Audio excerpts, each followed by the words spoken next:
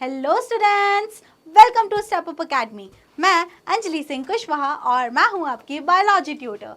आज हम स्टार्ट करेंगे क्लास 12 के चैप्टर नंबर 7 जिसका नाम है ह्यूमन हेल्थ एंड डिजीज के एक न्यू टॉपिक को स्टार्ट जो कि होने वाला है viral and protozoan diseases. Okay, तो हमने पहले क्या पढ़ा था? हमने जो इसके पहले वाला पार्ट 1 वीडियो था उसमें हमने समझा था कंसेप्ट ऑफ हेल्थ एंड साथ ही साथ में हमने बैक्टीरियल डिजीजेस को डिटेल स्टडी किया था। अब आज की इस वीडियो में हम डिटेल स्टडी करेंगे viral diseases and protozoan diseases. तो चलिए सबसे पहले हम देख लेते हैं वायरल डिजीज। वायरल डिजीज में मोस्ट कॉमन जो आप सभी को कभी ना कभी at some point of time हुआ ही होगा, उसमें वो होता है कॉमन कोल्ड। कौन सा होता है? Common cold. तो कॉमन कोल्ड क्या करता है? कॉमन कोल्ड को जो कॉज करने वाला वायरस होता है, it infects nose and respiratory passage but not the lungs. It is very very important. You know why? Because generally students confuse हो जाते हैं between common cold and pneumonia.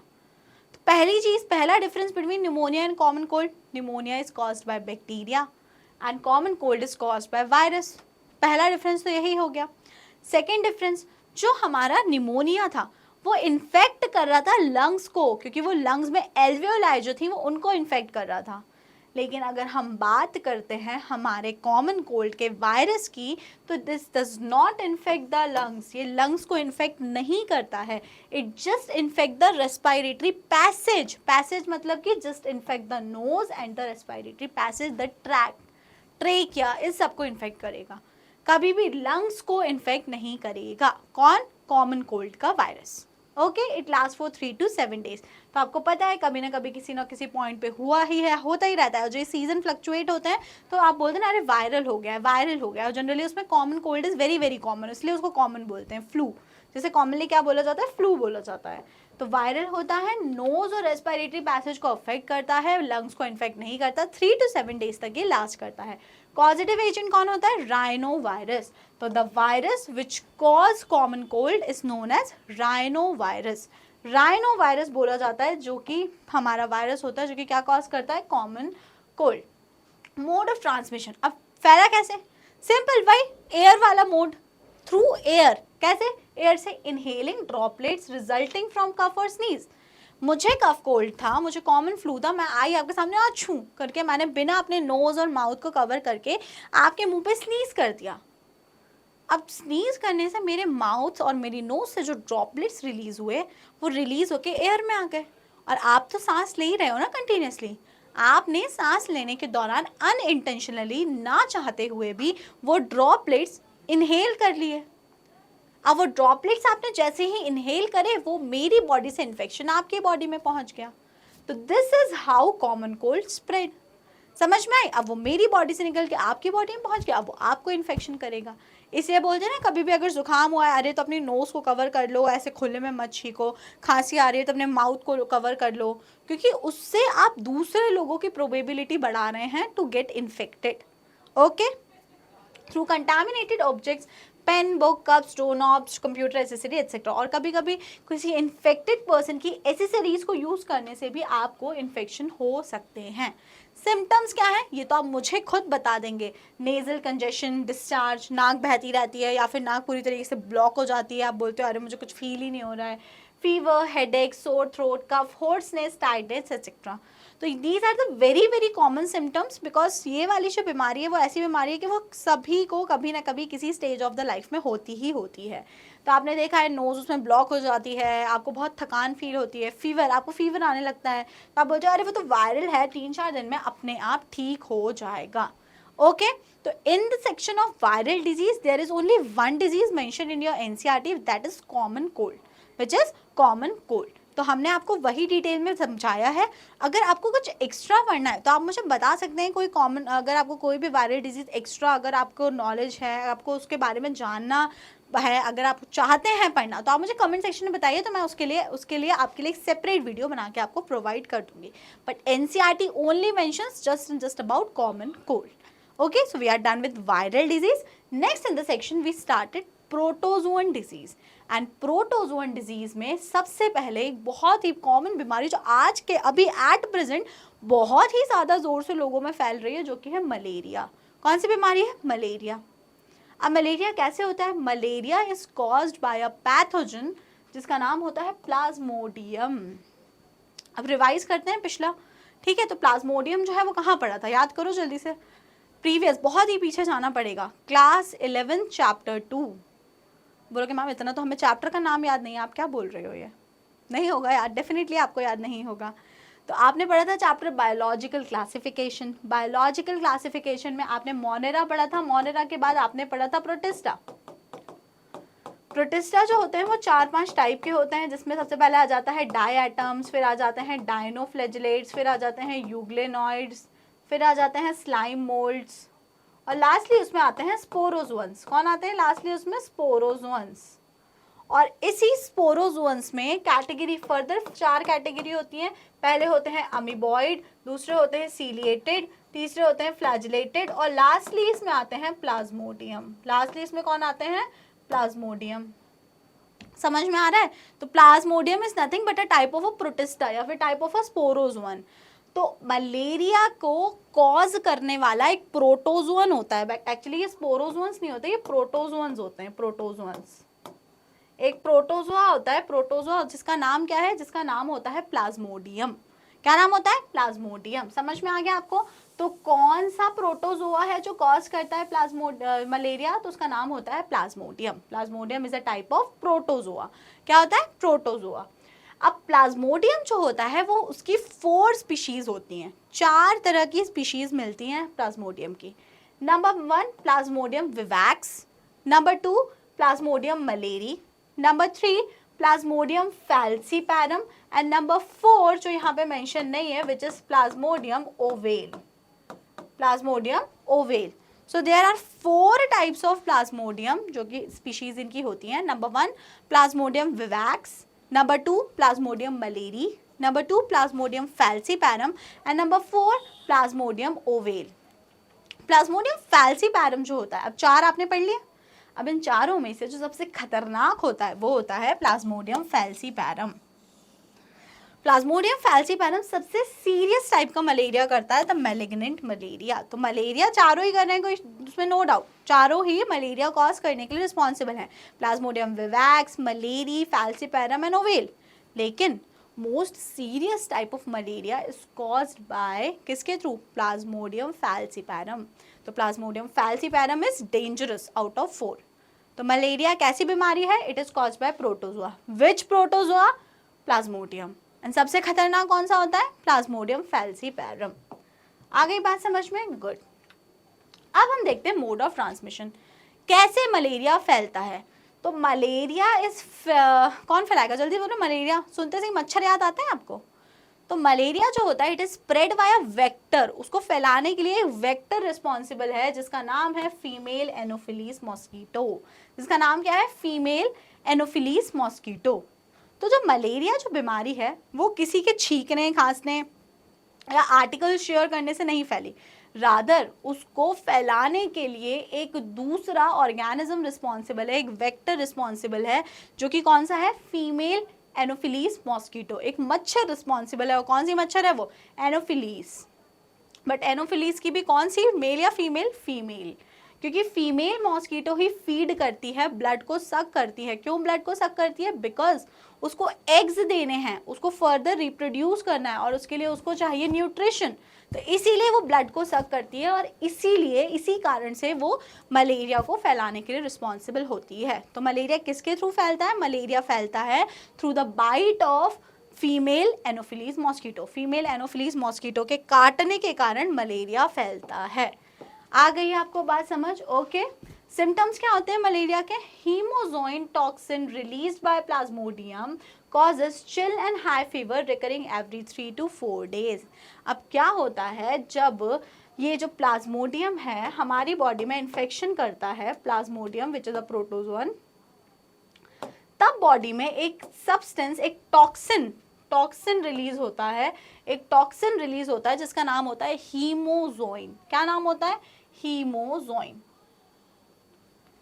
तो प्लाज्मोडियम हमारी बॉडी में एक टॉक्सिक सब्सटेंस का release कराता है। The toxic substance is known as haemozoin. और ये जो हीमोजोइन होता है it is responsible for causing fever and chill. या तो बहुत ज़ोर से फीवर आएगा, बॉडी का टेम्परेचर बहुत ज़्यादा हो जाएगा, और या तो बहुत, और साथ साथ में बहुत ज़ोर से ठंडी लगेगी। तो बहुत ज़ोर से ठंड लगने के साथ साथ अगर फीवर आता है तो कहीं ना कहीं it is a symptom of malaria, कहीं ना कहीं it is a symptom of malaria. समझ में आई बात? रिकरिंग एवरी 3 to 4 days, और काफ़ी बार रिपीट होगा, रिपीटेशन काफ़ी ज़्यादा देखने को मिलेगा। तो क्या सिम्टम हो गया मलेरिया का? मेन सिम्टम फीवर आएगा। कैसा फीवर आएगा? ठंड लगने के साथ साथ फीवर आएगा, और ये फीवर रिपीट होगा हर 2 से 3 दिन में या 3 से 4 दिन में ये फीवर रिपीट होगा। ठीक है, और क्यों हो रहा है ये? बिकॉज जो प्लाज्मोडियम है उसने आपकी बॉडी में एक टॉक्सिन रिलीज कर दिया जिसका नाम है हीमोजोइन। क्या नाम है जिस टॉक्सिन का? हीमोजोइन।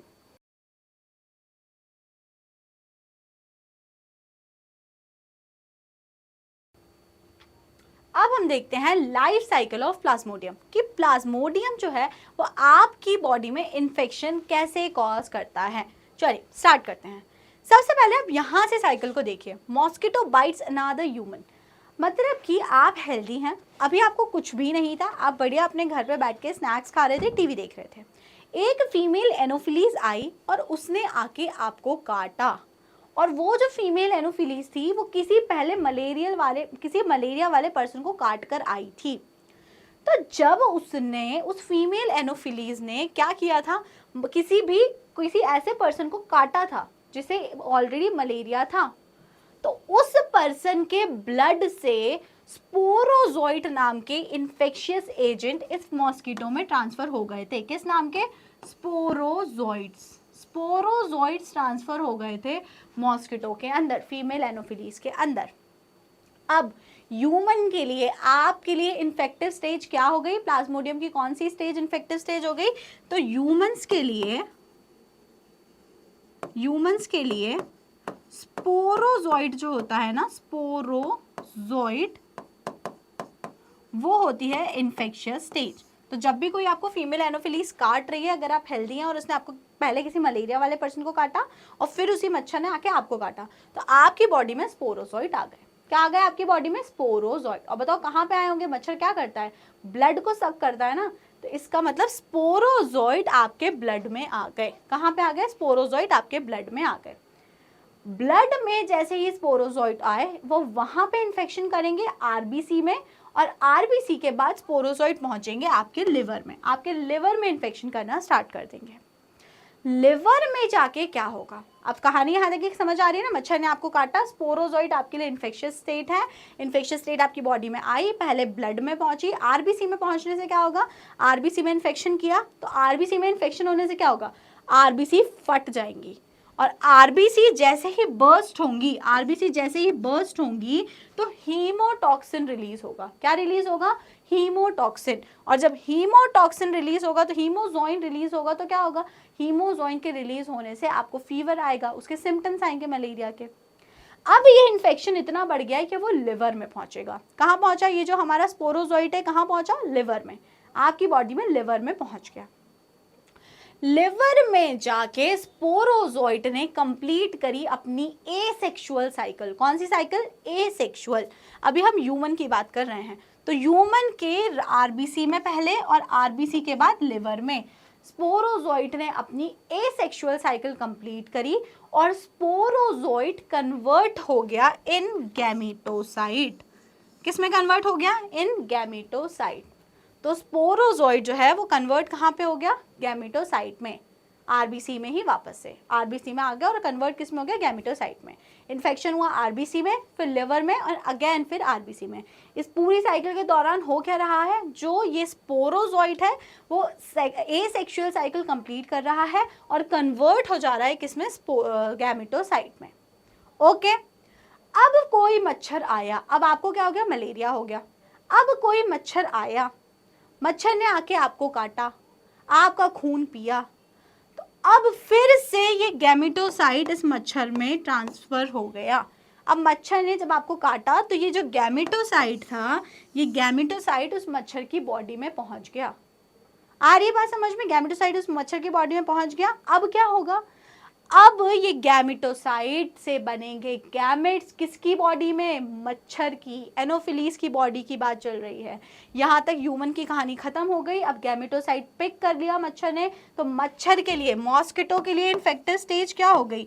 मॉस्किटो के लिए जो इन्फेक्टिव स्टेज होती है वो होती है गैमेटोसाइट। गैमेटोसाइट जो बनती है ह्यूमन के अंदर, जो किसके अंदर बनती है? ह्यूमन के अंदर। तो गैमेटोसाइट बना, फिर गैमेटोसाइट से गैमेट बनेंगे मॉस्किटो की बॉडी के अंदर और फर्टिलाइजेशन होगा, जाइगोट बनेगा और जाइगोट जो है वो वापस से कन्वर्ट हो जाएगा किसमें? स्पोरोजोइट में।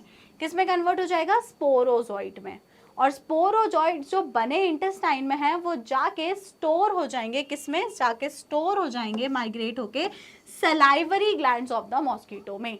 मॉस्किटो की सलाइवरी ग्लैंड, एनोफिलीज की सलाइवरी ग्लैंड्स में जाके वो स्पोरोजोइट स्टोर हो जाएंगे। अब ये मच्छर जब किसी और ह्यूमन को काटेगा तो अगेन वो उसकी बॉडी में क्या ट्रांसफर करेगा? स्पोरोजोइट। तो अगर आप समझने की कोशिश करें तो ऐसा होता है, ह्यूमंस के लिए इन्फेक्टिव स्टेज स्पोरोजोइट है जो मॉस्किटो की बॉडी में बनती है। मॉस्किटो के लिए इन्फेक्टिव स्टेज गैमेटोसाइट है जो ह्यूमन की बॉडी में बनती है। इसीलिए मलेरिया जो बीमारी है उसके दो होस्ट होते हैं। First host is human, second host is mosquito and this is the whole life cycle of the plasmodium. Man के लिए इन्फेक्शियस स्टेट हो गई स्पोरोजोइट और मॉस्किटो के लिए हो गई गैमेटोसाइट। स्पोरोजोइट से कैसे गैमेटोसाइट बनता है ये चीज आपको समझ में आ गई होगी। Is that clear? कोई भी डाउट? अगर कोई डाउट है तो कमेंट सेक्शन में फटाफट से मेंशन कर दो और नहीं तो फिर हम आगे बढ़ते हैं और अगला प्रोटोजोअन डिजीज देखते हैं जिसका नाम है अमीबाइसिस और अमीबिक डिसेंट्री। तो अमीबिक डिसेंट्री क्या होती है? अमीबिक डिसेंट्री होती है जिसमें फीकल मटेरियल के साथ में mucus and blood pass out होता है। Mucus and blood. तो फीकल मैटर के साथ में अगर म्यूकस और ब्लड पास आउट हो रहा है इसका मतलब कि डिजीज हो चुकी है अमीबाइसिस या अमीबिक डिसेंट्री और इसको कॉज करता है एक प्रोटोजोआ जिसका नाम क्या है? Entamoeba histolytica. तो Entamoeba histolytica is a protozoa which cause amoebic dysentery. क्या करता है वो? Amoebic dysentery. तो आपको कॉजेटिव एजेंट याद रहेगा Entamoeba histolytica, it cause amoebic dysentery and it is a type of protozoan disease. Then mode of transmission कैसे transmit होता है? तो हाउस फ्लाइज। हाउस फ्लाइज जो होती है वो यहाँ पे वेक्टर का काम करती है। Mechanical carrier transmit parasite from faeces to food and water. अब क्या होता है, किसी भी पर्सन को अमीबिक डिसेंट्री थी, अगर वो ओपन में डेफिकेट कर रहा है ना, ओपन डेफिकेशन से गाँव वगैरह में लोगों को इतनी एजुकेशन नहीं होती, वो लोग ओपन डेफिकेशन करते हैं, तो वहाँ से उस हाउस फ्लाई के थ्रू, उस हाउस फ्लाई वो उस फीकल मटेरियल पे बैठी और फिर वो आके अगर आपके फूड और वाटर पे बैठ गई तो वहाँ पे हाउस फ्लाइज एज बिहेव करिए एज अ मैकेनिकल कैरियर और द वेक्टर्स। तो मक्खियों से फैलता है अमीबिक डिसेंट्री। क्या फैलता है? Amoebic dysentery. तो इसलिए hygiene is very very important. Symptoms क्या होंगे? सिम्टम्स होगा constipation, abdominal pain, cramp, stools with excessive mucus and blood clot. तो एब्डोमेन में पेन होगा, कॉन्स्टिपेशन होगा, साथ ही साथ में जो फीकल मटेरियल होगा उसमें huge amount of mucus and blood clots होंगे। So all these are the symptoms of amoebic dysentery and this is a type of protozoan disease. तो आपने दो protozoan disease पढ़े, that is कौन कौन सा? Malaria and the amoebic dysentery. So here we are done with viral diseases and the protozoan diseases. अगर आपको कोई भी डाउट होता है तो आप अपने डाउट्स को कमेंट सेक्शन में मेंशन करिएगा। साथ ही साथ में अगर वीडियो पसंद आई है तो वीडियो को जल्दी से कर दीजिएगा लाइक और स्टेप अप अकेडमी को कर लीजिएगा subscribe. Thank you and keep watching.